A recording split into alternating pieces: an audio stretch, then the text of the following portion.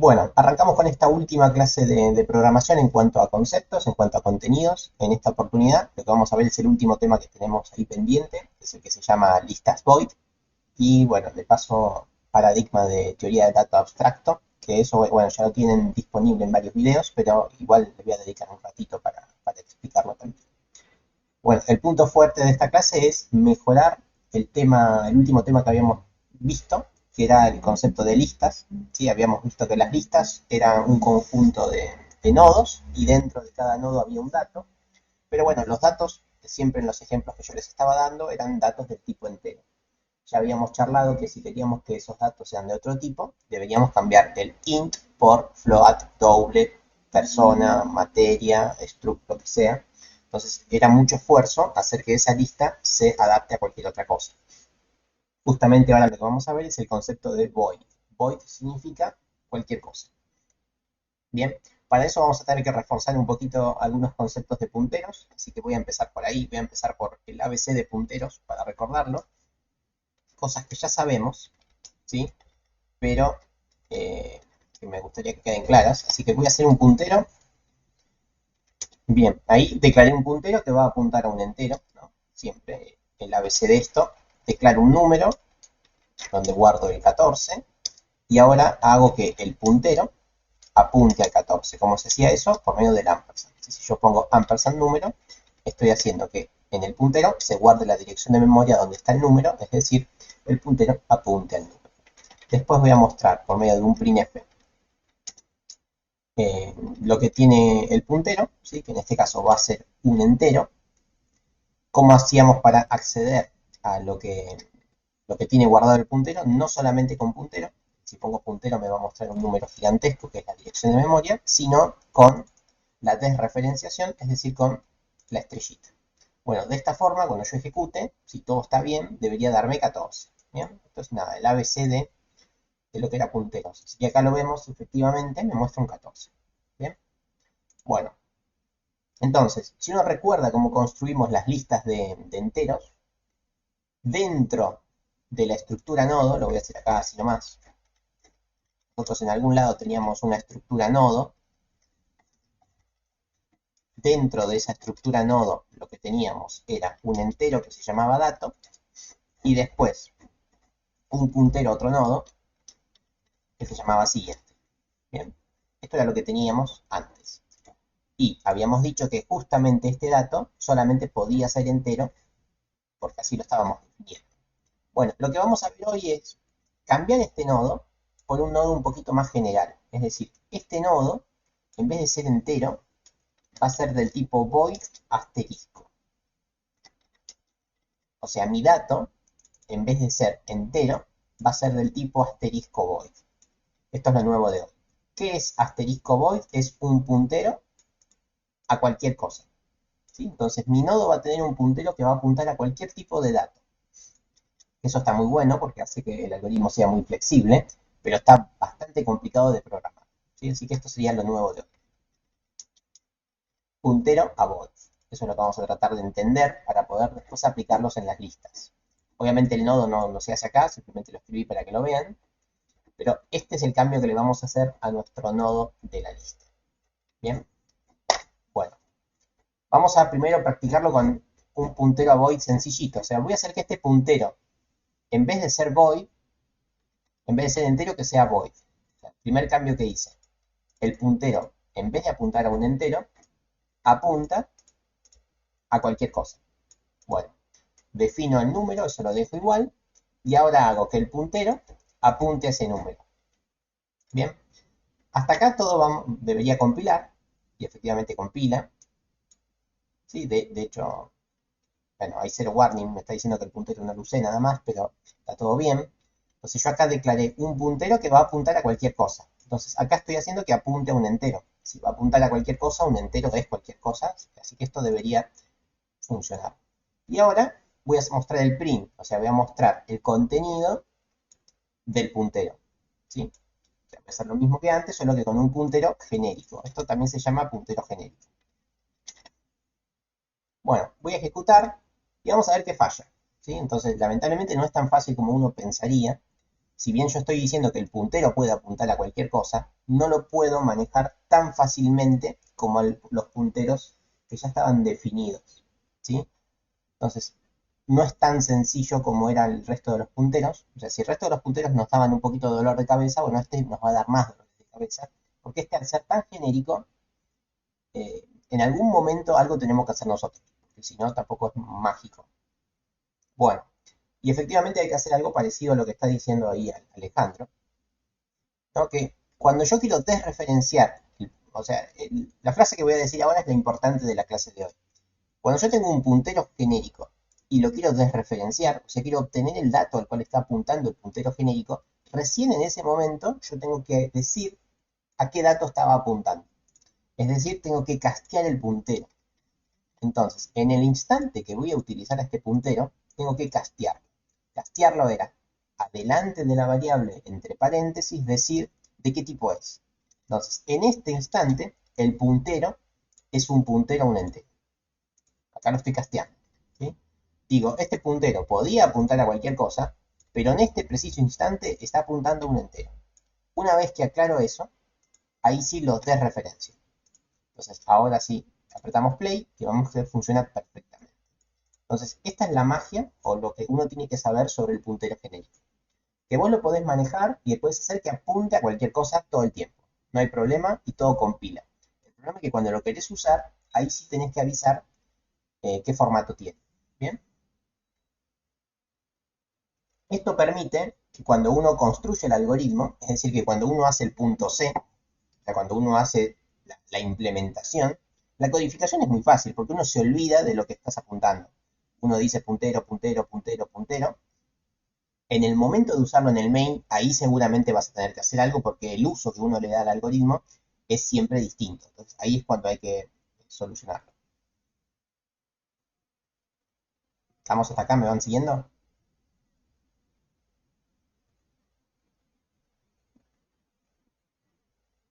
Perfecto.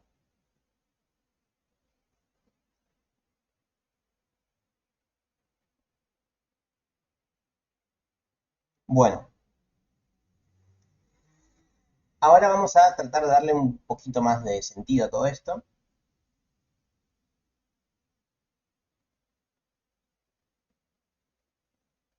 ¿Para qué es el puntero genérico? Bueno, justamente es para eso, para poder apuntar a cualquier cosa. Nosotros antes teníamos la limitación que apuntábamos a un solo tipo de dato.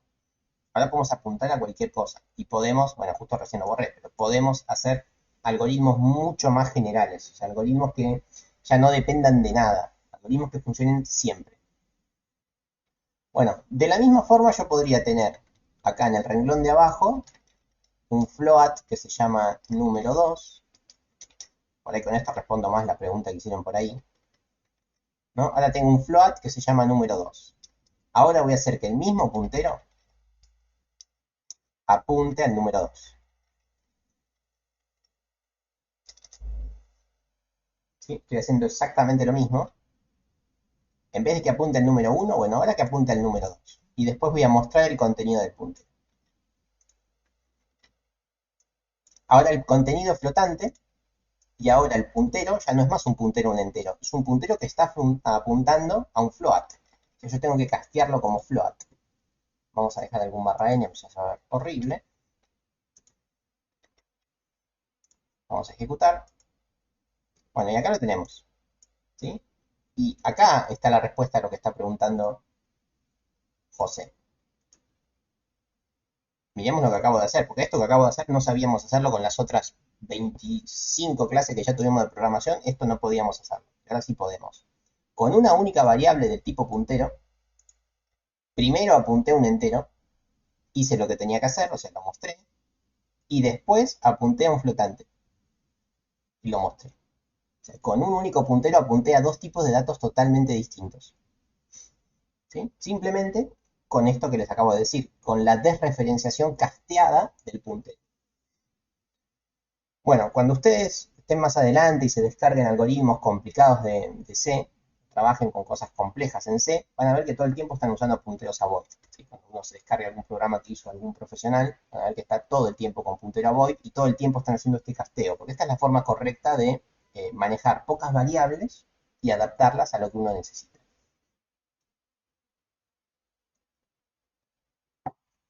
Bueno, bueno, y así podría apuntar a cualquier otro tipo de dato, ¿verdad?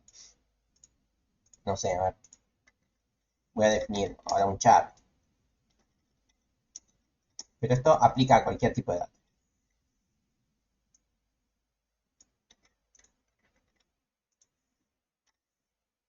Ahora hago que el puntero apunte a la letra.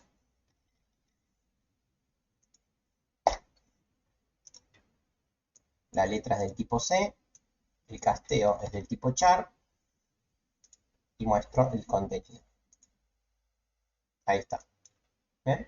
Sigo mostrando que el puntero a void sirve para cualquier cosa. Estoy apuntando todo el tiempo a cosas distintas con el mismo puntero. Y el contenido está impecable. No lo rompí para nada. Bueno, última demostración de que esto es muy bueno. Vamos a hacerlo acá. Voy a borrar todo lo otro. Ahora voy a declarar un char nombre.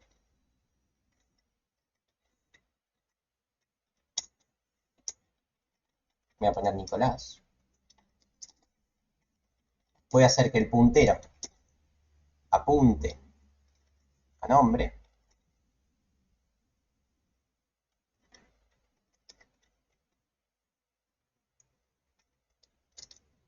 Ahora vamos a hacer un printf. Todo lo mismo, pero voy a mostrar el contenido. En este caso es un string, así que máscara S y hacemos lo mismo.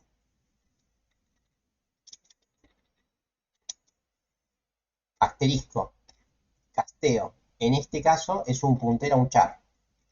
¿Sí? Estoy apuntando a un char. Y acá ponemos puntero. Bueno, y acá les pregunto a ustedes, ¿va a funcionar? ¿No va a funcionar? ¿Qué va a mostrar? ¿Va a tirar error? ¿Qué creen que va a pasar con esto? Hice lo mismo que antes. ¿Sí? Referencié lo que está casteado. El casteo es un puntero a un char. Entonces la pregunta es, ¿va a funcionar? ¿No va a funcionar? ¿Va a mostrar dirección de memoria? Dicen por ahí. Uy, yo dejé la consola abierta. Ya la cierro.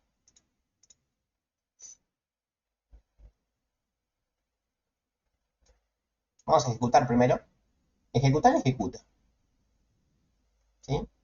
O sea, no hay problema de sintaxis. Bueno, lo vamos a darle play. Bueno, vemos que falló. ¿Sí? Si bien compiló, no me está mostrando Nicolás. Bueno, y efectivamente viene por el lado de lo que está diciendo ahí Arián y Alejandro. ¿Sí? Efectivamente se dieron cuenta que acá hay un doble puntero escondido. ¿Sí? Miremos esto. Supongamos que me olvido del puntero por un rato y yo quiero mostrar el contenido de nombre. ¿Qué teníamos que hacer? Nombre. ¿Sí? Estamos todos de acuerdo que teníamos que hacer esto. Vamos a meterle play. Acá está, acá funciona, ¿no? ¿Y acá qué estoy recibiendo yo para la máscara S? O sea, la máscara S que recibe para funcionar. ¿Nombre qué es? Nombre ya es un puntero. O sea, la máscara S es la única máscara que funciona con punteros. No funciona con datos. Funciona con punteros. Entonces, ¿qué cambio creen que habría que hacerle a esto?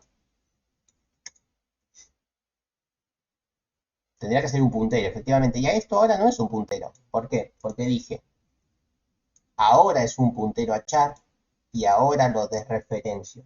¿Sí? Entonces, resultado final de toda esta operación es que el puntero ya no es más un puntero, está desreferenciado. Entonces podríamos probar sacarle la desreferenciación y apretar play. Y acá tenemos. ¿Sí? O sea, sigue la misma lógica que los strings normales. ¿Sí? La máscara S para funcionar no recibe un puntero, así que le tengo que dar un puntero.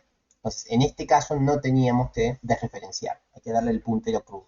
Igual de lo que nunca nos vamos a salvar con los punteros a void es del casteo. El casteo vamos a tener que hacerlo siempre. Pero hay que estar atento en cuándo hay que desreferenciarlo y cuándo no. Hay que estar atentos a ver si lo que estamos usando recibe un puntero o si recibe un dato. Pero bueno, eso es el ABC de punteros a void. Bueno, ¿por qué no mostraba la flecha? Ah, ni me di cuenta de eso. A ver. Sí, acá está. Sí, si no la mostraba ya me preocupaba.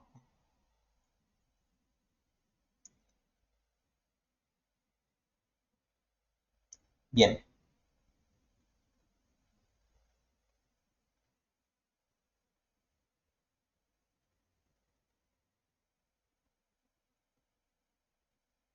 Mostró la flecha, ¿eh?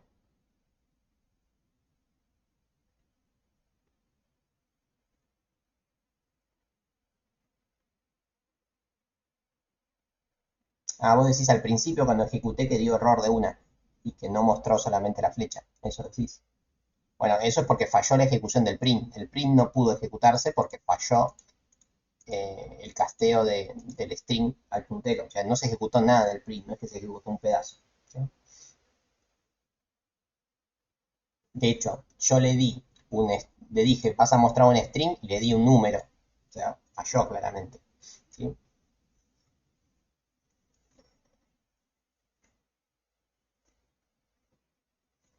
De hecho, tiró un error bastante grande cuando lo ejecutamos. Siempre el código de error que está abajo, cuanto más grande es más hay que preocuparse. Y en ese caso tiró cerca de menos 100.000. Un error bastante grande. Bueno, esto es como la introducción de lo que necesitaban saber para entender el algoritmo que vamos a hacer hoy. Así que voy a ir cerrando esto que está acá. em, Fuera. Y ahora pasemos a algunas cosas que ya les traje preparadas, como por ejemplo esta que está acá. Sí, genial. Esta que está acá. Vamos a listas. Bueno, miremos la lista. Esto es exactamente lo mismo que teníamos hace dos clases antes del examen, de listas de enteros, pero ahora, como les adelanté recién en el main, lo que tenemos es que en el nodo, en vez de haber un entero, hay un puntero a un dato. ¿Sí? O sea, es un puntero que se adapta a cualquier cosa. Y la lista, en vez de apuntar al primer nodo, ahora la dice que apunte al último nodo. ¿Sí? ¿Para qué? Para que la lista se pueda mover en los dos sentidos. Pero bueno, esto es opcional. Entonces, como que lo importante es esto. El cambio importante es este que tenemos acá. Después acá guardamos el tamaño de la lista y después este también es bastante opcional, que es el tamaño del dato en bytes, que es también para agilizar un poco el algoritmo, pero nuevamente, lo importante, el único cambio importante que de verdad se hizo es este que teníamos acá. Bien, después si uno mira los algoritmos, la idea de esta materia no es que chusmeemos el algoritmo totalmente, para eso después tenemos la materia que viene a continuación, donde partimos desde acá, ¿sí? Partimos desde listas void y avanzamos. Así que no quiero que se enfoquen tanto en los algoritmos, pero van a ver que básicamente es lo mismo. ¿Sí? Tenemos el constructor del nodo, ¿sí? La reserva de la memoria del nodo, algunas variaciones que por ahora no nos interesan, retorna al nodo, etcétera, etcétera. Crea la lista, reserva la memoria para la lista. En el momento que, esto lo habíamos explicado en clase, le habíamos dedicado un tiempito, en el momento que iniciábamos la lista, el primer nodo de la lista era nulo, y en este caso el último también. Obviamente la lista está vacía, y el tamaño de la lista es cero, inicialmente, porque la estoy creando. Y bueno, después ahora el tamaño del bytes, ahora se los explico, pero yo recibo el tamaño que ocupa el elemento que estoy guardando. Ahora nos enfocamos en eso, y bueno, y vemos que tenemos todas las mismas primitivas que habíamos hecho para listas de enteros, o algunas que yo les pedí que hagan, ¿sí? Pero son las mismas. De hecho, las vamos a explorar un poquito en el punto H.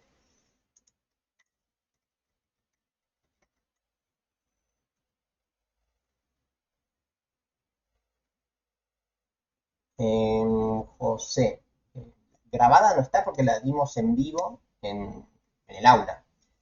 Lo que hay es videos de otros años que están disponibles ya. Pero sí, las vimos dos clases en vivo en el aula, si no me falla la memoria. Así que grabadas totalmente no están. Pero sí hay videitos como para que se apoyen. Bueno, y acá vamos a explorar un poquito el H.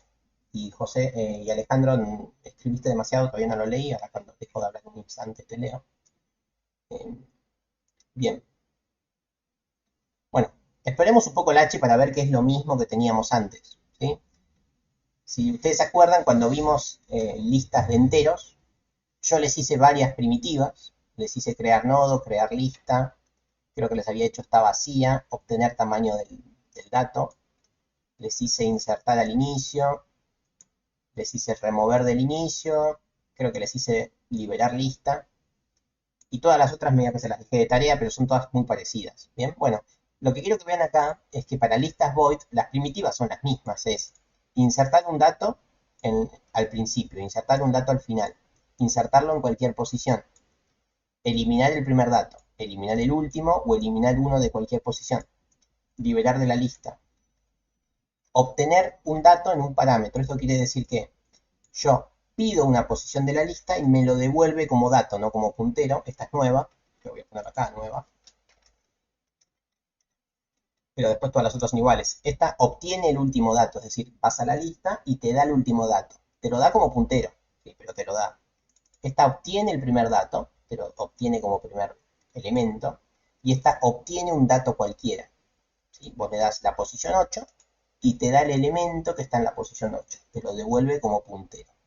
Obtener tamaño ya lo habíamos visto, está vacía. Bueno, entonces como vemos, nueva, solamente tenemos esta, que ahora las vamos a analizar, pero todas las otras, si las miran con cariño, son exactamente las mismas de aquella clase de listas de enteros. Son las mismas.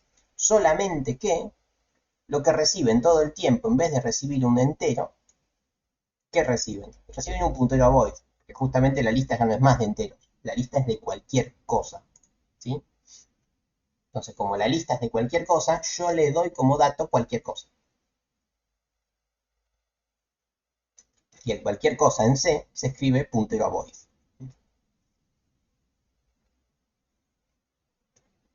Hasta ahora lo que quiero que quede claro, en lo poquito que estoy explicando hoy, es los cambios que le hice a lo anterior, ¿sí? El principal cambio que le hice al algoritmo anterior, al algoritmo de listas de enteros, es en todos los lugares donde decía entero, dato, muchos lugares decía entero, dato, yo en vez de poner entero, dejo de aclarar que es un entero y digo, es cualquier cosa. Entonces, acá antes decía entero, acá antes decía entero, decía entero, decía entero, decía entero, decía entero, etc. Acá decía entero, decía entero, decía entero. Bueno, ahora dice puntero a void. Ese es el cambio que hicimos para la clase de hoy. Bueno, y ahora vamos a ver cómo esto de verdad funciona, cómo se utiliza. Porque hasta ahora parece que estoy embarrando el código fuente nada más, y es cierto, se ve horrible. Pero, sin embargo, vamos al main este que tengo preparado, vamos a ver dónde empieza. Voy a ir usando las funciones y las voy a ir mostrando, ¿sí? Para que vean lo que hacen y cómo lo hacen. Estoy en el main, ¿sí? Nada, un titulito y vamos a empezar a marcar las diferencias en cuanto a los otros tipos de listas. Bueno, genera una lista. ¿Qué es lista? Y no sé, pero lista está definido en el H, ¿sí? Lista es esto. Lista es un puntero, una estructura lista. ¿Bien? Vengo a la lista.h, lista.c. Esto es una lista, ¿sí? Entonces, en el main, yo lo primero que hago es lo mismo que hacíamos siempre, es defino el tipo de dato. Digo, bueno, estoy generando una lista de enteros. Esta es la variable lista, se llama lista de enteros. Y acá llamo al constructor, crear lista. Bien. Bueno, y acá viene el cambio. Si uno analiza la última clase de listas, cuando creábamos la lista, hacíamos solamente esto. Decíamos, llamábamos al constructor de crear lista. Como sabíamos que la lista era de enteros, no le decíamos más nada, simplemente llamábamos a crear lista. Bueno, ahora no me alcanza diciendo eso porque ahora no sé de qué tipo de lista estoy hablando. Entonces ahora tengo que aclararle. Tengo que decirle, bueno, vamos a crear una lista, pero esa lista en este momento, en este instante, hoy, la necesito que sea de enteros. ¿Sí? Entonces lo que le tengo que mandar es el sizeof del tipo de dato al cual yo voy a enlistar. ¿Qué me daba el sizeof? El sizeof me da el tamaño, ¿sí?, del dato que pongo acá. Entonces, el sizeof int me va a dar un número ese número es la cantidad de bytes que necesita el entero. ¿Y eso qué quiere decir? Eso quiere decir que esto que yo estuve despreciando todo el tiempo, este atributo de la lista, lo estoy cargando. ¿Sí? Cuando yo le doy el sizeOf del entero, este dato que era medio místico, lo estoy cargando. ¿Sí? Esto me facilita un poco el trabajo de las funciones.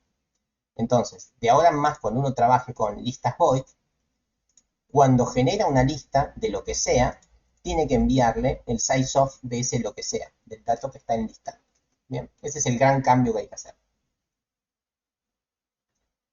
para utilizar las funciones. Bien, a ver, por ahí no quedó claro. Las funciones de lista void, yo no se las expliqué mucho, simplemente les mostré un vistazo como para que vean que son iguales. Las funciones de lista C y lista H se las voy a dar yo, son estas de hecho, ya las tienen, ya las pueden usar, y la idea es que las utilicen en el TP. Bien, ¿y cómo se utilizan? Se van a tener que preguntar, y acá les estoy mostrando cómo se utilizan, ¿sí? No van a tener que ponerse a inspeccionar sobre las lista C y lista H, para eso está la otra materia. En esta simplemente tienen que estar cancheros con la utilización de esta nueva librería de listas genéricas. Bien, entonces por eso acá les estoy mostrando cómo se utiliza.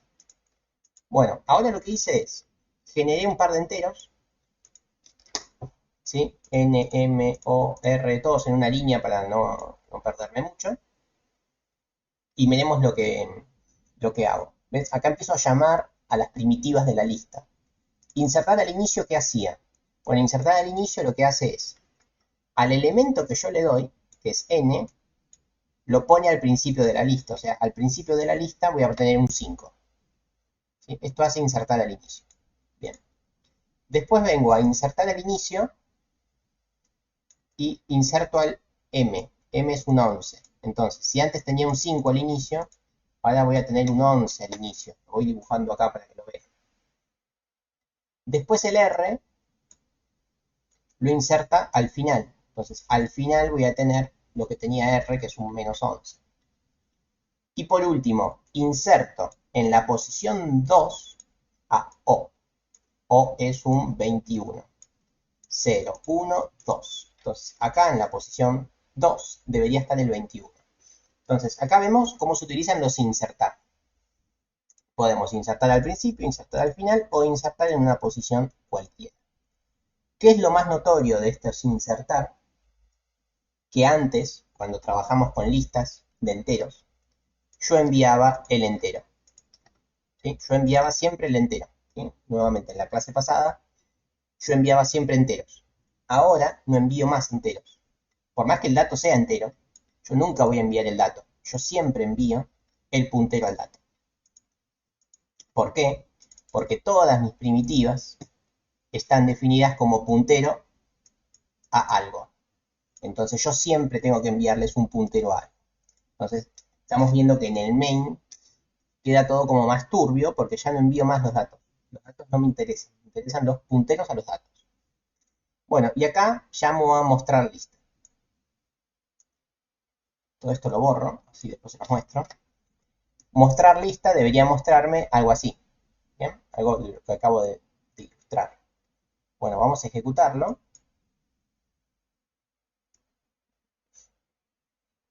Sí, mostrar lista todavía no se los mostré porque justamente es lo más interesante de la clase. Bueno, acá está, ¿no? Coincide con lo que yo dibujé. ¿Sí? Funciona perfecto. Pero bueno, como bien están adelantando por ahí, estoy llamando a esta función, que yo nunca la mostré. Y justamente es lo interesante de esto, ¿no? Yo guardé todos los datos en esta lista. Pero bueno, ¿cómo hago para mostrar esos datos? Bueno, mostrar lista lo hice acá a mano para que lo veamos. ¿Sí? Acá tenemos. Lo hice acá arriba del main para que lo vean, pero esto podría estar tranquilamente en el C de lista. Pero miremos lo que hago.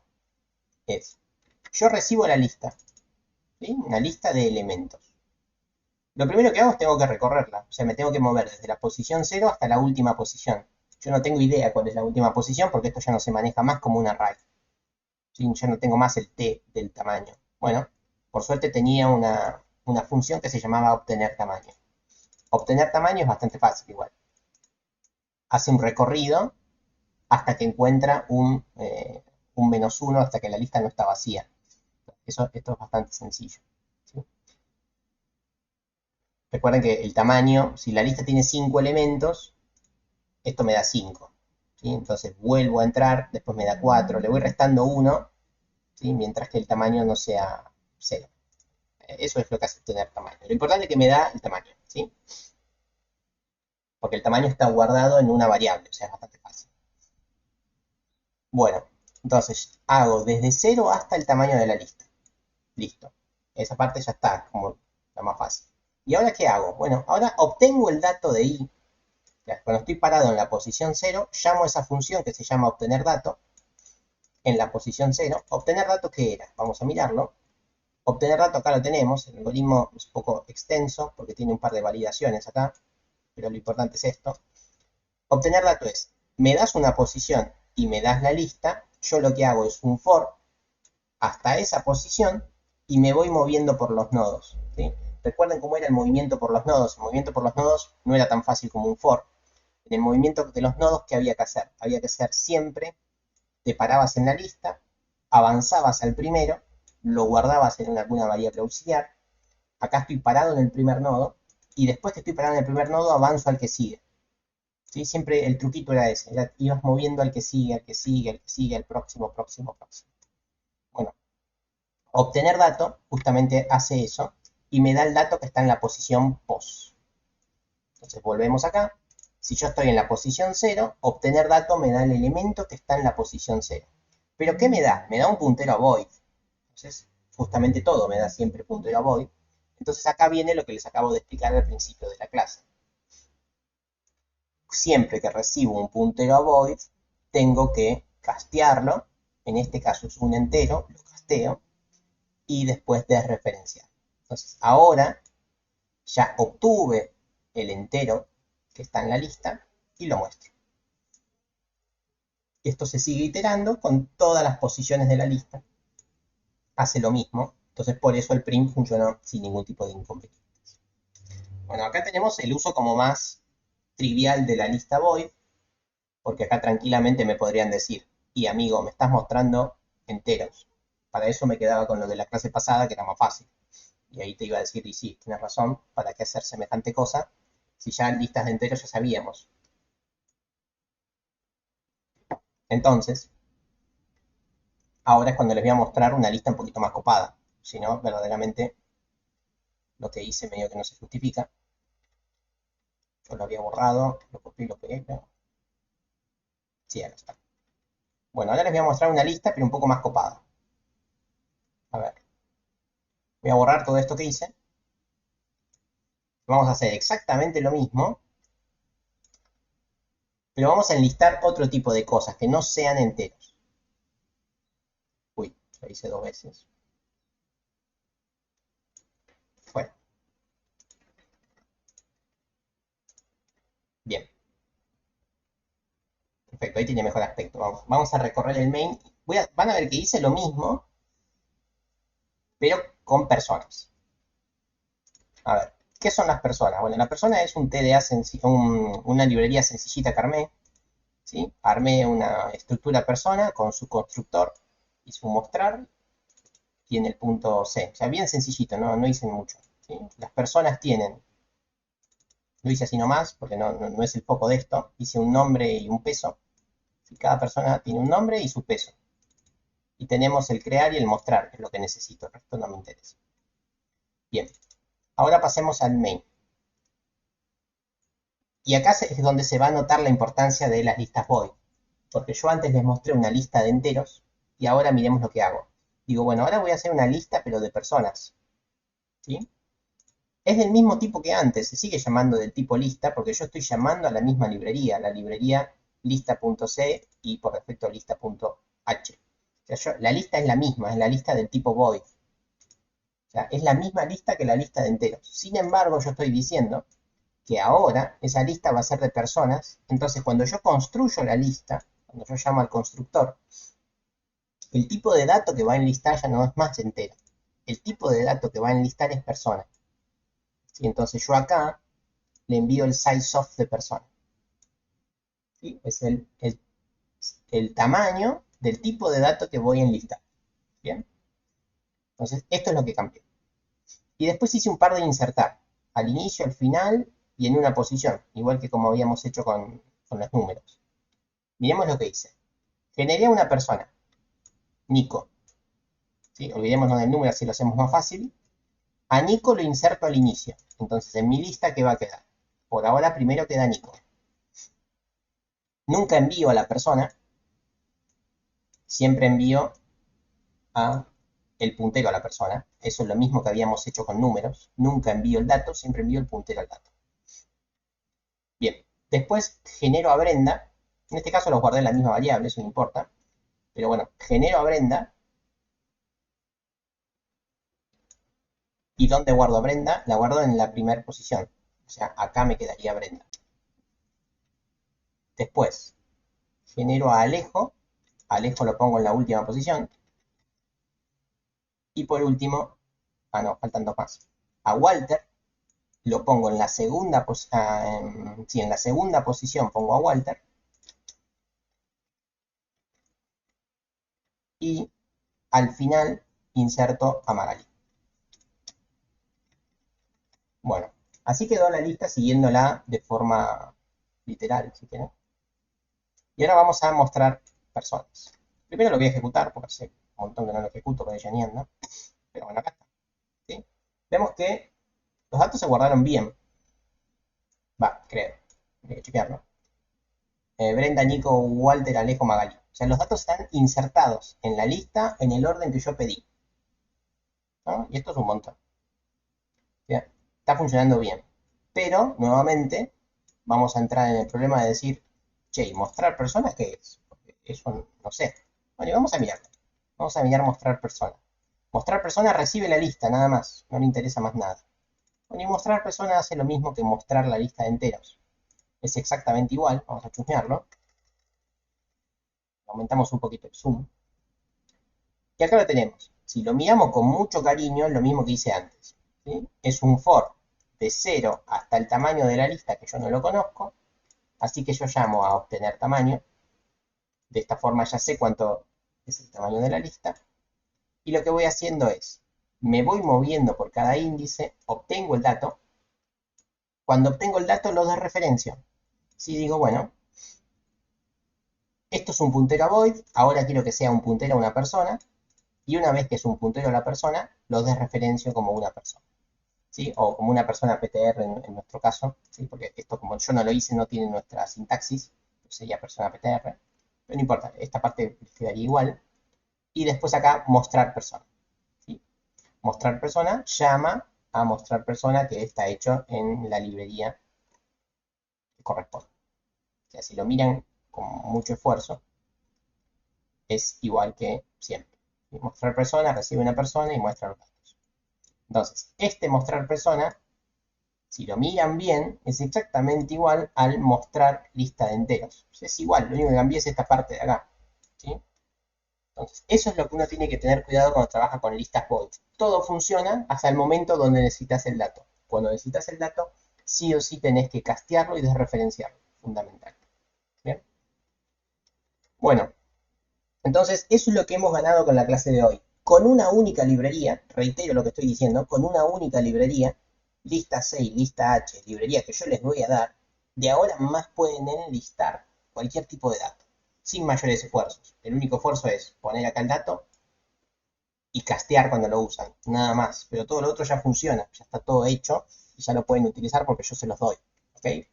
Entonces, eso es lo que hemos ganado con la clase de hoy. Me gustaría que me digan si entendieron o si me pudieron seguir en las fortalezas del tema de hoy, más allá de la codificación. La codificación pasa a segundo plano en este tema, sino en las ganancias del tema, ¿sí? Porque es verdaderamente bastante impactante todo lo que podemos hacer con esto. ¿Sí? Cosas que antes no podíamos hacer, o que sí podíamos, pero las hacíamos bastante mal. ¿No? Ocupábamos mucha memoria, dejábamos tamaños fijos,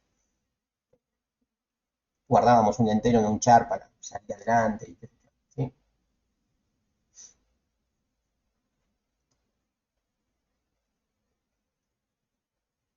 Bueno, y ahí terminé de leer lo que puso Alejandro hace un rato y creo que con todo esto te respondí lo que me preguntaste. Si efectivamente hice lo que vos planteabas.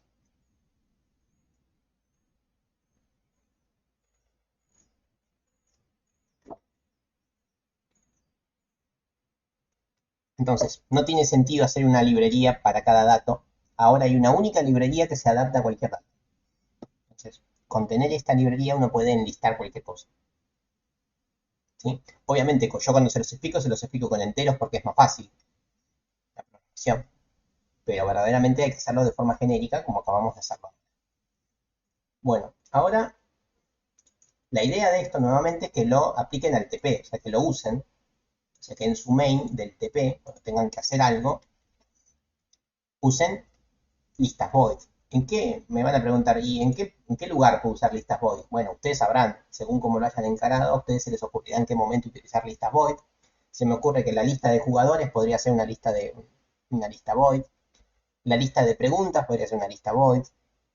Las preguntas tienen 4 respuestas, eso no les aconsejo que sea una lista void, porque si son 4 es un array, no hay mayores cambios. La lista de puntos, el historial de puntos podría ser una lista void, etc.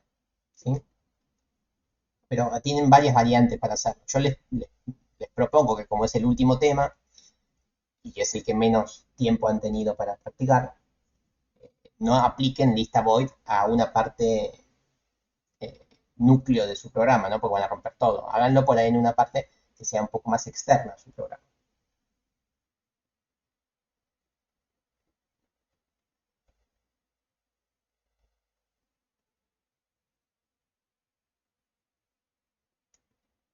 Puedo preguntarle a qué se refiere con codificar. No sé si entendí, José. A ver, la pregunta, si la reformulas. Codificar, por lo general, es a escribir código fuente, o sea, hacer algoritmos. Pero no sé en qué momento lo dije. Como para responder.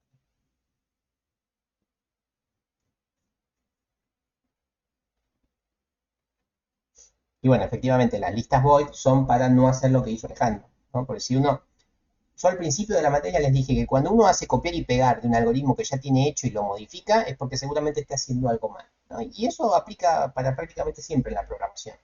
Si uno ya tiene hecho algo, lo copia y lo pega, y le modifica dos o tres pavaditas para volverlo a usar, es que seguramente esté mal hecho. ¿Sí? Porque si las cosas están bien hechas, una las puede reutilizar siempre sin la necesidad de hacer copiar y pegar. ¿Bien?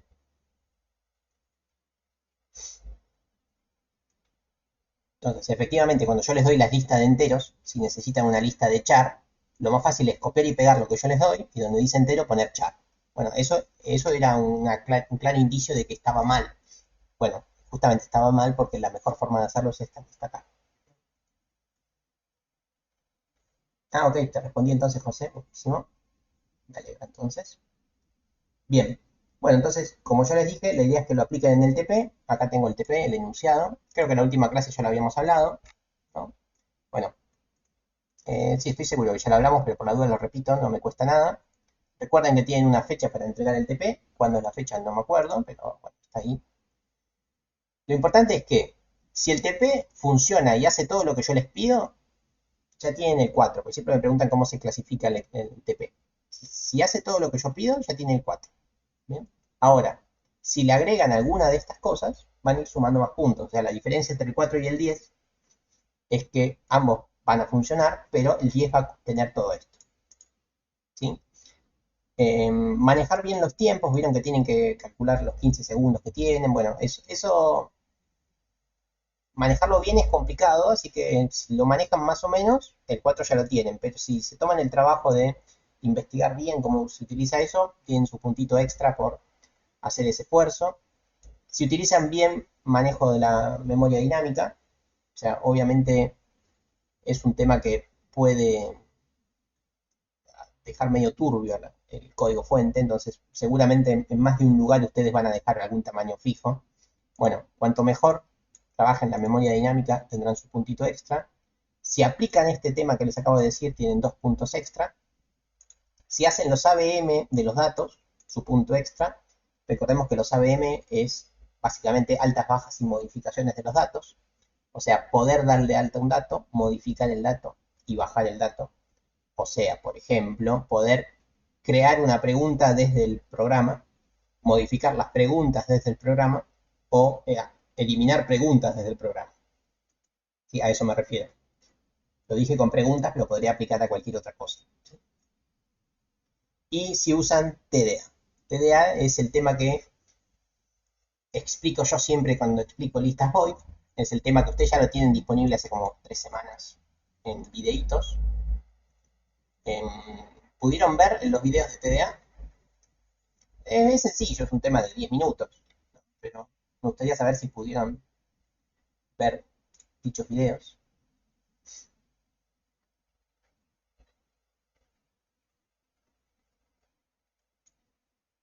La entrega es individual y los trabajos tienen que ser individuales, ¿sí? O sea, ningún trabajo se tiene que parecer a ningún otro, porque si hay dos que se parecen, bueno, como ya les dije, están desaprobados, pero a ver, lista C y lista H van a ser iguales para todos, porque van a usar el mío, y los H y los C también. Bueno, lo que más tiene que diferir desde ya que es el main y es y es el programa en sí, es el funcionamiento del programa tiene que ser distinto, ¿sí? Es obvio que partes de los algoritmos van a ser iguales, se los van a pasar o van a usar los míos. Pero lo importante es que el programa en sí, cuando funcione, sea distinto al de todos.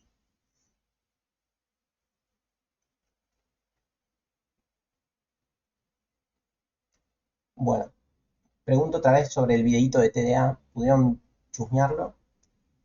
Creo que eran dos videos bien cortitos. O uno, bueno, ya.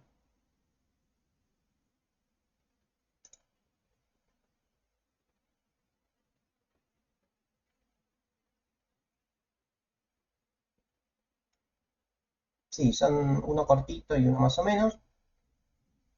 Nada, voy a explicar como lo básico de TDA. Después les propongo que miren los videos. Que creo que estaban bastante bien explicados. La verdad no me acuerdo, pero está bastante bien.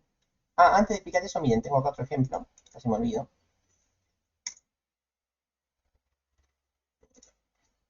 Bueno, acá tengo otro ejemplo que me había olvidado. Muy mala idea no haberlo probado antes de la clase porque podría estar fallando hasta ahora, pero no importa. Bueno, miremos lo que tengo. Tuvimos todo el año haciendo el ejercicio de que una materia tenía estudiantes, ¿sí? Lo último que habíamos llegado a hacer era que la materia tenía un array de estudiantes, ¿sí? Eso fue lo último a lo que habíamos llegado. Y en particular, los estudiantes se cargaban desde un archivo, ¿sí? Un archivo, que acá lo busco, un archivo txt. O sea, hasta ahí habíamos llegado. ¿Se acuerdan de eso? Lo estoy buscando.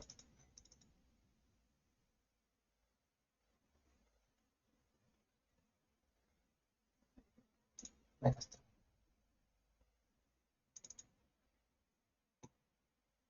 Bien, teníamos estos estudiantes cargados en un txt y el programita los levantaba, los mostraba, agregaba un estudiante y los volvía a mostrar y volvía a guardar los datos.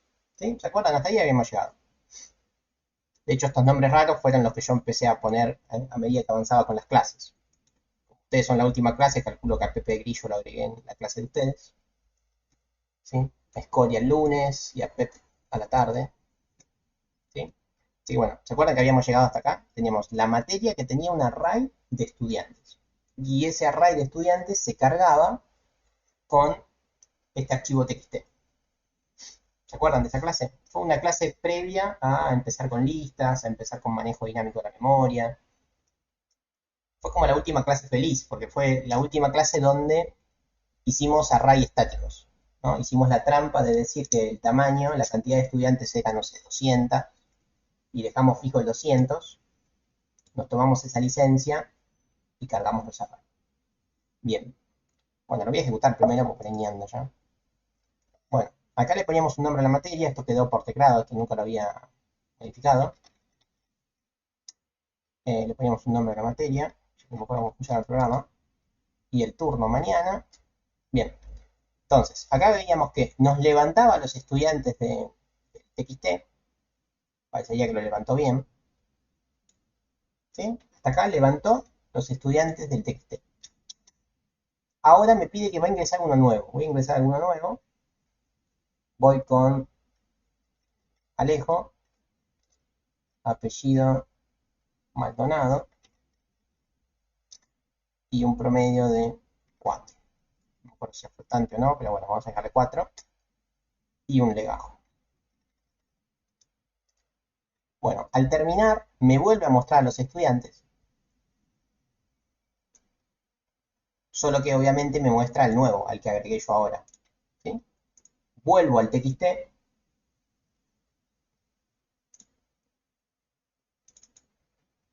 Y acá está, ¿sí? Me guardó a Alejo Maldonado. ¿Sí? Bueno, hasta ahí habíamos llegado, ¿se acuerdan? Confírmenme que se acuerdan de este ejercicio, que lo usamos como fácil en 5 clases, ¿sí? Porque lo fuimos haciendo poco a poco. Cuando les expliqué estructuras, primero hice la estructura estudiante, después hice la estructura materia, después anidé materia con estudiante, después cargamos los arrays vacíos, después vimos archivos y levantamos los estudiantes del archivo. O sea, ahí tenemos como 5 clases que estuvimos trabajando con esto. Y hasta ahí habíamos llegado. Sin embargo, miremos, tiene el mismo aspecto que antes, ¿no? Está claro que se ve igual que antes. Parecería que no le hice mayores cambios, pero mirándolo con cariño vamos a ver que yo sí le hice cambios. Y este archivo se los voy a dar para que lo chusmeen. Pero miremos qué cambios hice. Voy a ir a materia.h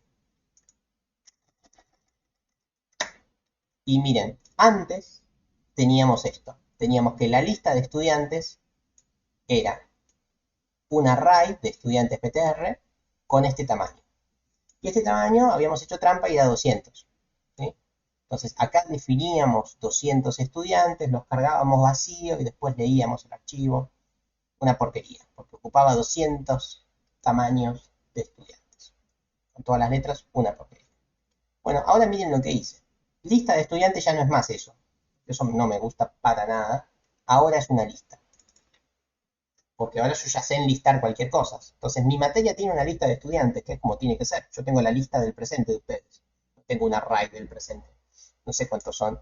Y un año son 100, otro año son 120, otro año son 80. Al segundo cuatrimestre quedan 63, después quedan 70. O sea, es una lista, no es un array. En ningún momento es un array, entonces no tenía sentido que sea un array. Entonces ahora es una lista. Entonces ya cambié la materia. ¿Bien? Y voy a ir viendo cada una de las funciones a las que yo llamé. Por ejemplo, vamos a cargar materia por teclado. Cargar materia por teclado, ¿qué hacía?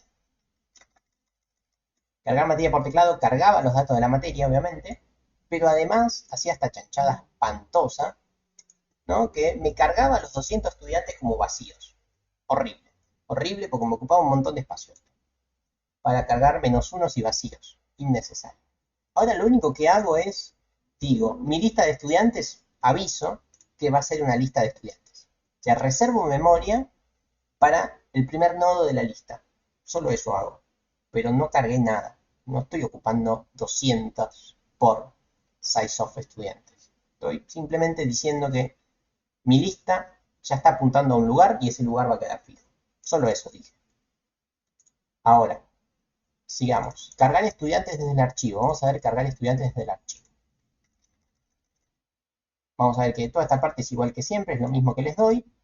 Todo lo que está comentado es lo que ya no hago más. Posición 0, posición más, etcétera, etcétera. ¿Sí?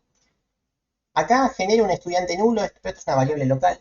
O sea, me genera un estudiante momentáneamente vacío.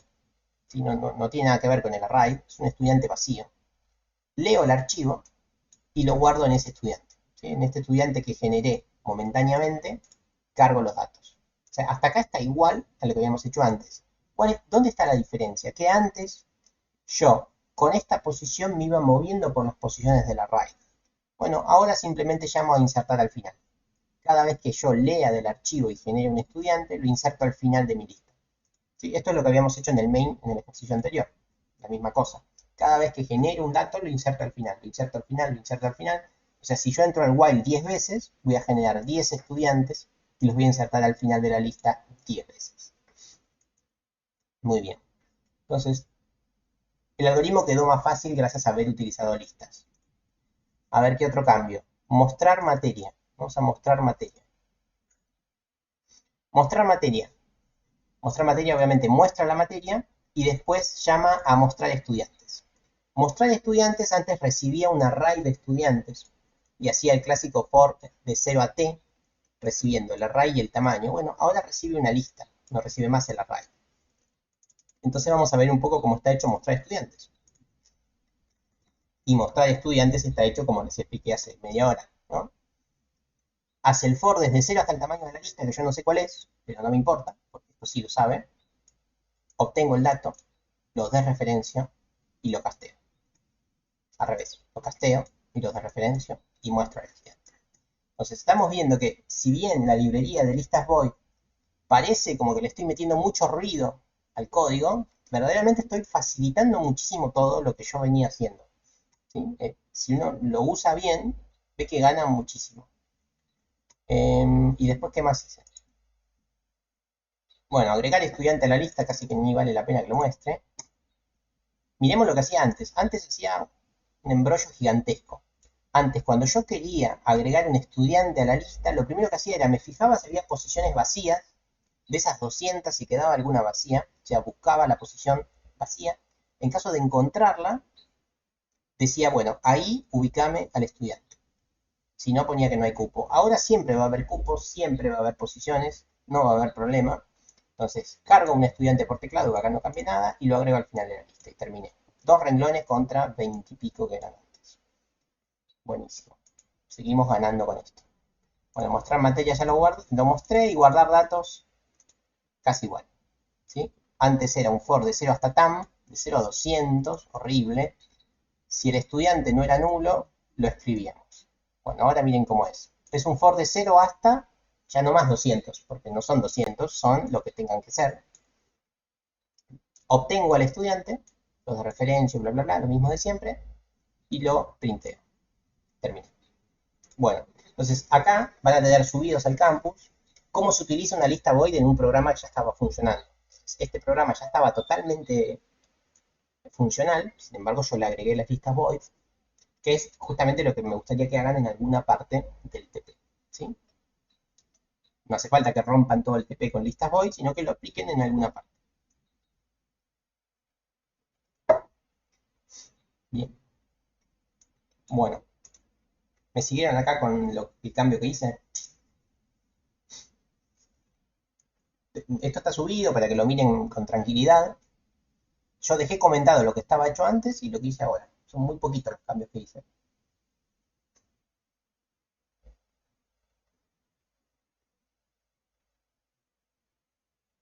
Bueno, buenísimo. Y ahora sí voy a cerrar esto.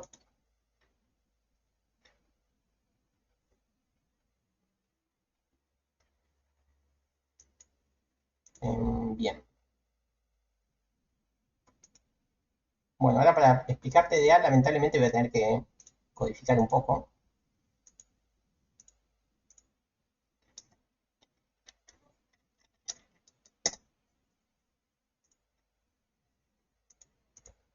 Bueno, para explicarte de A voy a tener que hacer rápidamente una librería que lamentablemente no tengo hecha, así que la voy a hacer.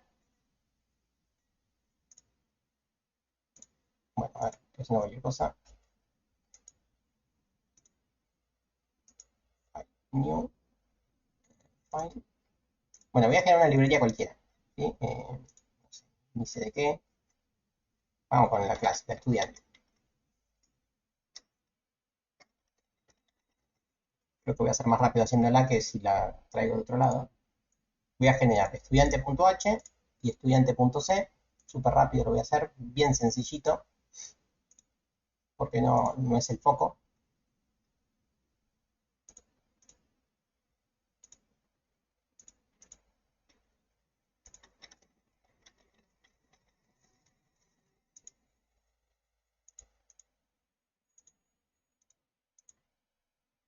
Bueno, a ver, esto es muy fácil, así que me ayuden ustedes. Estoy haciendo una librería estudiante.h y .c, entonces, ¿qué pongo en el h? ¿No? Bueno, esto es demasiado fácil, ¿no? En la estructura pongo el nombre que le quiero poner a la estructura, en este caso se va a llamar estudiante, los datos que va a tener el estudiante, que en este caso podría ser el nombre y no mucho más, no quiero hacerlo largo, y el legajo, ¿sí? En el mismo h lo que decíamos era la definición de tipo de dato, teníamos un tipo de dato que era un puntero a una estructura estudiante, puntero a estructura estudiante, y acá le poníamos el nombre con el dato que íbamos a trabajar, que nosotros le ponemos estudiante PTR, y para aclarar que es un puntero a un estudiante. Y lo que siempre necesitábamos es el constructor, ese no puede fallar nunca, por ejemplo, crear estudiante, que recibe por parámetro los datos, en este caso va a recibir un char nombre de 15 posiciones y un entero que se llama legajo. Y por último, siempre necesitamos el mostrar. Si no tenemos el mostrar, difícilmente podemos ver los datos. Mostrar estudiante, que lo que recibe es un estudiante PTR, se llama E, o como quieran ustedes. Faltarían los destructores, etcétera, etcétera, pero con esto me alcanza. ¿Sí? Con esto, para mostrar lo que quiero mostrar, me alcanza.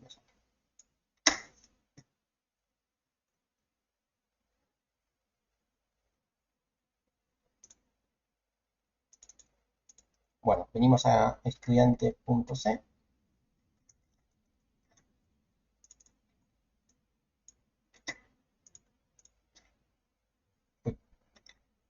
Bueno, estoy en el C, así que traigo las librerías del main. Y obviamente incluyo a la librería que acabo de generar, si no estamos en problemas. Bueno, y le doy el cuerpo un poco a todo esto.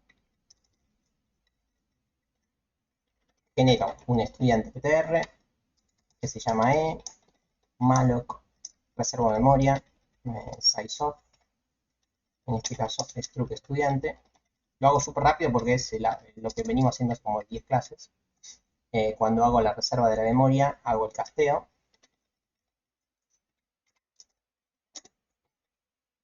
Y ahora hago que a este nuevo estudiante le ponemos nombre E, nombre N,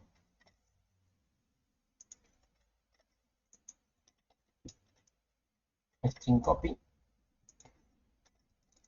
y por último hacemos E, flechita, legajo, igual E, y retornamos a E. Bueno, este es el constructor, ¿sí? Y lo último que hacemos es el print. Vamos a mostrar el nombre, que es un string, y el legajo. E, flechita, no me toma los comandos, no me gusta nada de eso, no importa. Es muy mala señal que no me tome, no me reconozca los comandos. Es decir, que algo mal hice, no importa, ya lo arreglaremos. Pumba. Bien. Bueno, no se ve tan mal. No sé, vamos al main.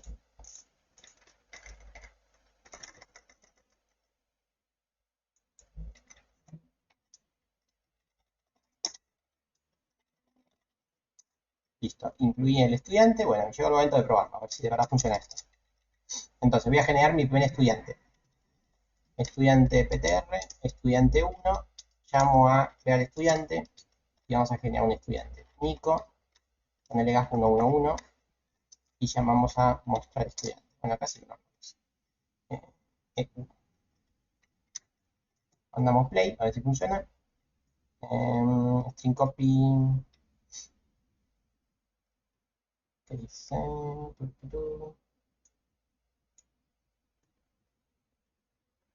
Estudiante. Escribí mal esto, ¿no?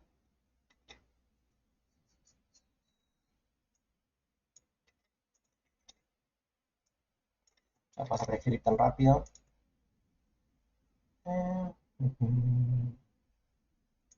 Estudiante. Escrito, sí. Estudiante, sí.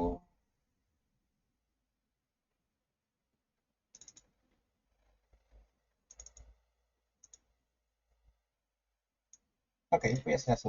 Voy a hacer un poco de trampa. Voy a cambiar un poquito la sintaxis para que agarre.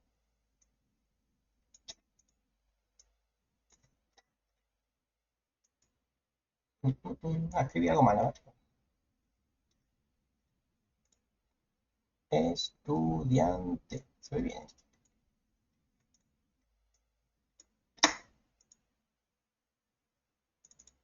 Ah, este está mal escrito. Estudiante. Ahí va. Ese truco imagino que ya lo saben, ¿no? Es hacer doble clic. Cuando hacen doble clic les muestra todas las palabras que se llaman igual.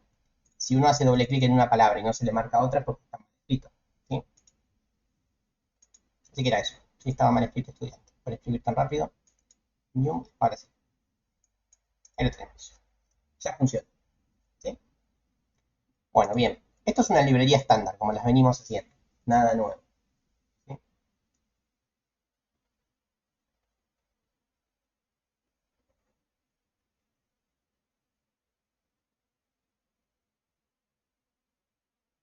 ¿Me siguen hasta acá? Es una librería estándar.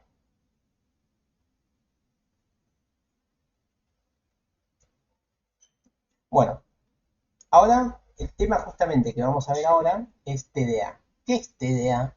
TDA simplemente es una nueva estandarización que se le genera a la programación para generar un poquito más de orden entre los programadores, es decir, para que, si bien ya las librerías nos orientan un poco a cómo hay que programar, porque yo ya les dije un montón de cosas, es probable que muchos programadores todavía sigan haciendo cosas un poco distintas o dispares. Entonces, este es el último lineamiento que se da en C para que todos hagamos lo mismo siempre y que nuestros programas sean compatibles entre sí.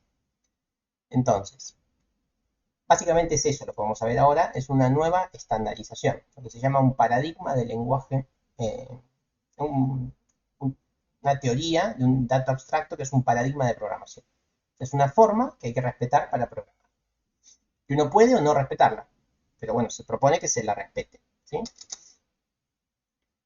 Nuevamente, si se bajan un algoritmo profesional hecho en C, van a ver que respeta este paradigma, que es el que les voy a enseñar ahora. Antes de enseñárselo, supongamos que yo quiero modificar el nombre de Nico, ¿no? Esto sería fácil, porque me paro en el estudiante 1, digo que el nombre sea otro, no sé, Brenda, string copy, donde decía Nico, que ponga Brenda. Y esto obviamente funciona. Pongo el punto y coma, va a funcionar. ¿Sí? Funcionó. Modifiqué a la persona. Y si yo quiero, por algún motivo, solamente mostrar el legajo, puedo hacerlo. E1, flechita, legajo, y muestro el legajo. O sea, por ahora, como venimos trabajando, todo esto es súper válido y funciona joya. Puedo modificar un dato, puedo generar un dato, modificar un dato y mostrar un dato en particular.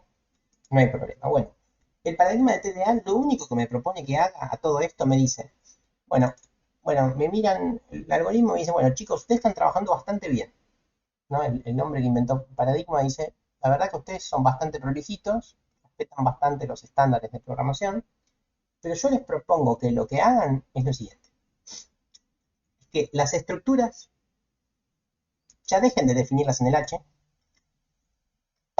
no las definen más en el H, defínanlas en el C. ¿Sí? Bueno, esto es lo que propone el paradigma de TDA. ¿Sí? La estructura que estaba en el H, ahora que pase al C. Y esto, al compilarlo, va a empezar a dar errores. Entonces vamos a solucionar esos errores. Yo compilo, empieza a dar errores. Bueno, primer error. En el H, a mí me quedaría esto que está acá. No me quedaría estudiante PTR, puntero a un estudiante. Y el estudiante yo no sé qué es, porque lo acabo de borrar. Entonces, en el H, lo único que vamos a decir es que yo voy a trabajar con una estructura estudiante. Entonces, ¿cuál es el cambio? En el H yo antes definía el nombre de la estructura y ponía la estructura en general, o sea, ponía los atributos de la estructura. Bueno, ahora no hago más eso, simplemente digo, mira, yo voy a trabajar con una estructura que se va a llamar estudiante. Y solo te digo eso, nada más. Solo eso. Bueno, el H ya está. En el H no tengo que hacer más nada. Simplemente eso. Borro la estructura y pongo el nombre de la estructura. Vengo al C. Y en el C lo único que agregué es esto. Es que puse la estructura que antes estaba en el H. Y el resto no tengo que tocar más nada. El resto funciona joya. Ahora vengo al main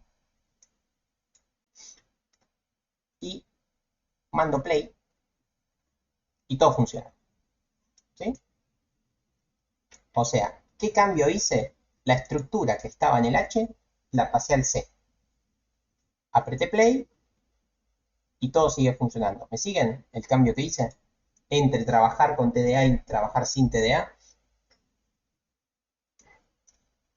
Pasar de un lado al otro la estructura. Antes estaba en el H, Ahora pasa a estar en el C.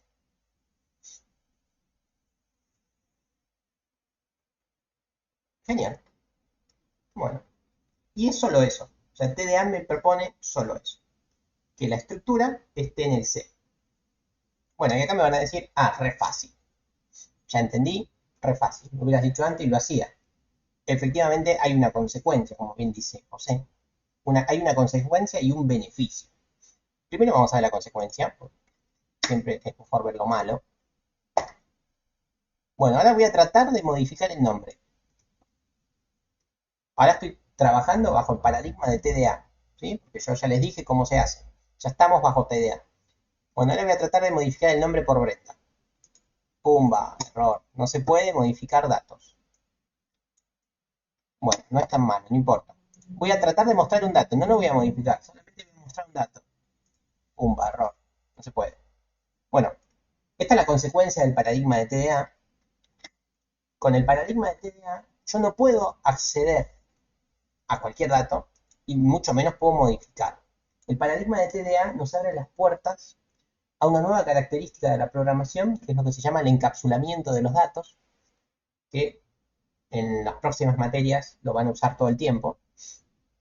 ¿Qué nos propone el encapsulamiento de datos? Que si yo generé la librería puntos estudiantes, yo soy el único que puede modificar y obtener los datos del nombre y del legajo. Solo yo, como creador del estudiante, puedo acceder a esos datos.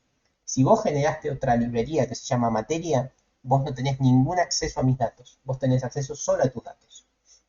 Eso quiere decir que el dato está encapsulado. El único que accede a los atributos de la estructura es el que está escribiendo en este código fuente, en el estudiante.c. ¿Esto qué permite?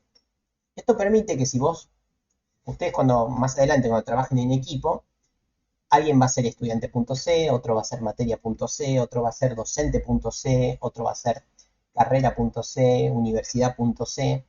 Si todos trabajan bajo el paradigma de TDA, vos, creador de estudiante.c, te quedás tranquilo de que nadie puede hacer esto.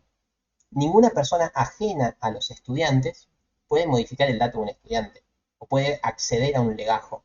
Nadie puede, ¿sí? Solamente vos, ¿sí? Entonces, eso es lo que ganamos con el encapsulamiento de datos. Ninguno de tus compañeros del trabajo que esté haciendo otra librería en el mismo proyecto va a tener acceso a tus datos.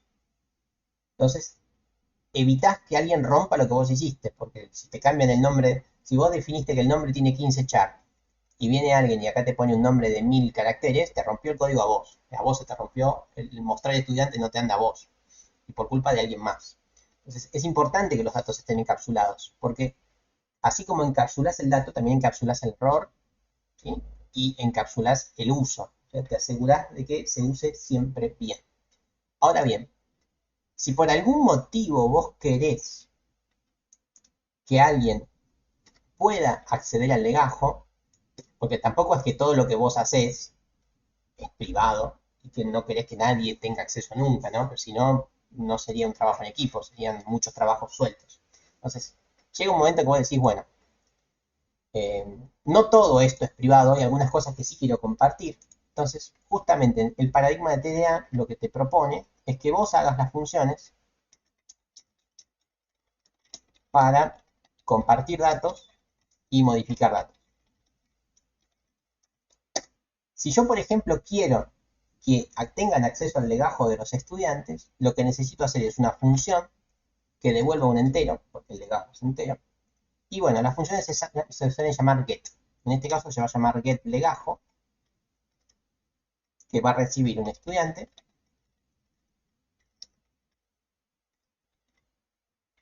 Que no, ¿qué cosa? Ahí está. Bueno, entonces, vos, bajo el paradigma de TDA, si querés compartir alguno de tus datos, tenés que hacer los getter de ese dato, así se llaman los getters. Getters. Getters son para compartir datos al exterior. O sea, cualquier persona va a tener acceso a esta función. Y en esta función vos haces el retorno del dato. Obviamente si lo hice en el C, tiene que estar en el H. Entonces, vengo acá al main. Habíamos dicho que esto no funcionaba. Un agente externo a vos no puede acceder al legajo. Tiene prohibido el acceso a esto, porque esto es tuyo. Sin embargo, vos ya lo charlaste con tu compañero, ¿no? Y le dijiste, bueno, vos querés el legajo, yo te hice la función legajo. Entonces, desde el main, por medio del get, puede acceder al legajo, porque vos le hiciste la función. ¿Sí? Y acá sí accedió al legajo. ¿Y qué es lo importante de esto? Porque van a decir, es lo mismo, pero está más difícil. No, no es lo mismo. Porque yo acá les doy el legajo, y yo acá entre medio, al legajo le pude haber hecho cosas, y yo lo manipulé. Si yo quiero, por ahí del legajo te envío los últimos 4 números, no te envío todo completo, ¿sí? Por ahí le hago algo al legajo, para que no tengas el legajo exacto, ¿sí? Por ahí internamente el legajo yo lo manejo de una forma y a vos te doy otra cosa. Entonces yo soy el que me ocupo de cómo quiero que vos recibas el dato, ¿no? Y eso es importante. Y como dice Iván, se parece a orientación a objetos. Orientación a objetos es algo que van a ver en segundo año, pero no es que se parece a orientación a objetos. Este es el padre de la orientación a objetos. Esto tuvo tanto éxito y tanto triunfo que se lo empezó a mejorar, se le dieron más funciones y se creó la orientación a objetos. Pero van a ver que la orientación a objetos es la misma cosa, ¿sí? Cuando lo vean van a decir, es lo mismo, ¿sí? Pero bueno, justamente es un derivado de esto, porque esto funcionó muy bien, ¿sí? Este es el padre de la orientación a objetos. Esto nació como 30 años antes de la orientación a objetos. Bien. Entonces, si vos querés que alguien más tenga tu dato, vos le haces esa función. Pero al vos hacerle esa función, vos elegís qué le das. Yo acá le estoy dando el legajo entero, pero yo acá podría haberle hecho cualquier cosa y la otra persona no lo va a saber. Es problema mío porque yo soy el encargado de los estudiantes. Y como bien está adelantando ahí Rodrigo, acá les acabo de decir cómo hacemos para mostrar un dato. Si yo quisiera que alguien modifique un dato, lo que tengo que generar son los setters. Los setters son las funciones que yo creo si quiero que alguien más modifique mis datos. Entonces, si yo por algún motivo quiero que alguien modifique el legajo del estudiante, cosa que parece no tener sentido, ¿no? Porque si yo trabajo en la UNLA y yo genero los legajos, ¿por qué voy a querer que alguien modifique el legajo? No, yo soy el único que podría hacerlo. Pero bueno, supongamos que sí quiero. ¿No? No tendría sentido, pero supongamos que sí quiero. Genero la función setLegajo que recibe al estudiante al cual yo le quiero modificar el legajo y obviamente recibe el nuevo legajo.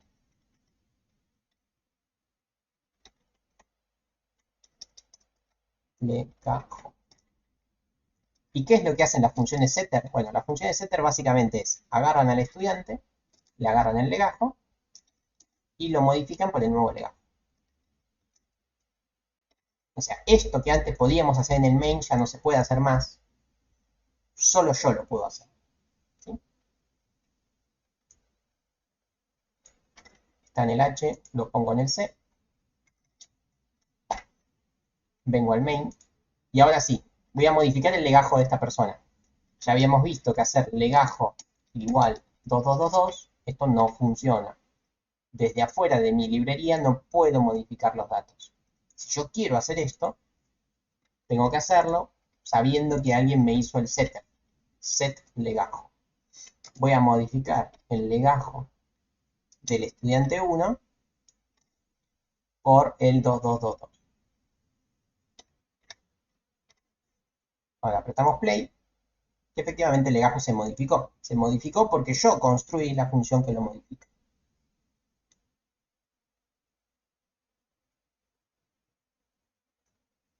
¿Cómo funciona la restricción que le impide entrar a mi C? No creo que sea... no, bueno, eso no se puede, no, o sea, a ver, cada uno trabaja en su casa de forma independiente con su archivo y es independiente de su archivo, ¿no? En simultáneo no van a estar todos en el mismo proyecto, o sea, van a estar trabajando de forma independiente. Después los van a ir uniendo de a poco a los proyectos, ¿sí? No, no se puede limitar a que vea tu C o a que toque tu C. ¿Sí? Eso más adelante cuando vean alguna herramienta del repositorio, bueno, como por ejemplo como GitHub, ahí sí, van a ir viendo que uno va subiendo los cambios personales y queda registrado quién hizo cada cosa, entonces nadie debería estar tocando tu archivo porque va a quedar registrado, ¿sí? Por ejemplo, con GitHub, como bien están diciendo por ahí. Pero no van a estar trabajando todos con todos los C y los H visibles, cada uno va a estar en su casa haciendo lo que tiene que hacer, ¿sí?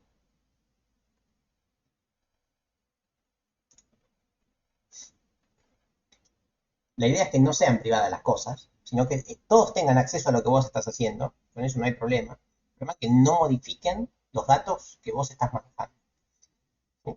Compartir el código fuente está perfecto, que vean lo que haces, que aprendan de vos, que vos aprendas de ellos, pero no que manipulen tu información.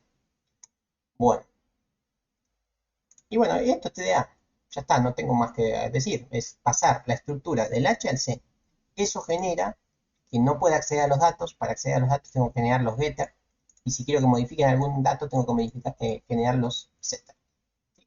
Y nada más. El TP, como les mostré hace un ratito, no, no tiene que cumplir con todo eso, sino que si cumple con algunas cosas tendrá más nota. Por ejemplo, TDA creo que sumaba un punto. Se aplica en el paradigma de TDA, un punto. Si no lo aplican, un punto menos. Así, sí. No hace falta que, si están muy jugados con el tiempo, si van a llegar con lo justo, no pónganse a aplicar todo esto, porque van a romper todo.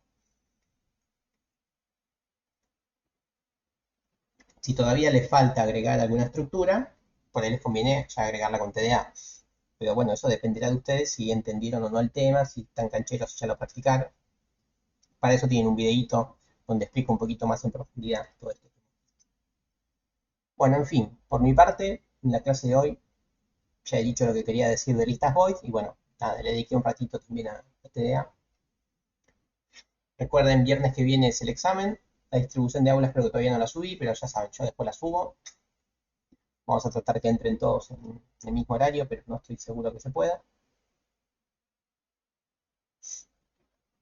Así que bueno, de ahora en más ya saben que temas nuevos no hay, simplemente enfocarse en el TP y obviamente recuperar los que tengan que recuperar.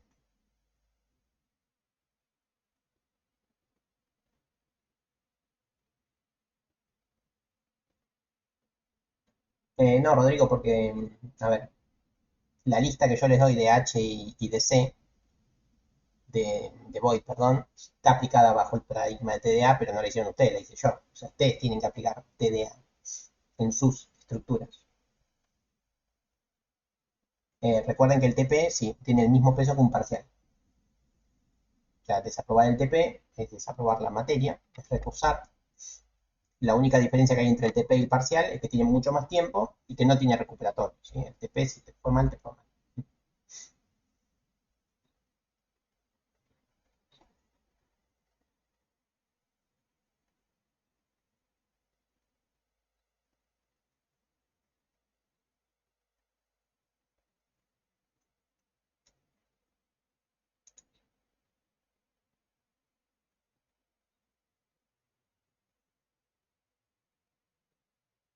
Bueno, si no tienen preguntas o nada que comentar, vamos cerrando.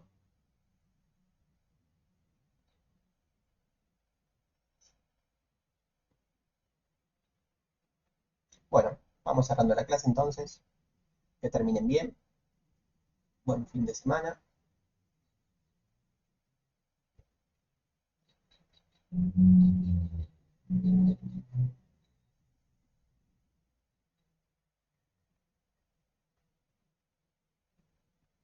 Claro, Alejandro, sí, porque en esa instancia vos podrías hacer lista, flechita, tamaño. Bueno, eso estaría mal, ¿no? Entonces necesitas la función que te retorna el tamaño, efectivamente. ¿Cuándo se usa AZZ? Eso es la máscara que se utiliza para leer string con el fscanf, ¿sí? Porque la máscara S falla con los espacios. Pero hay muchas variantes, pueden usar la que quieran, da igual.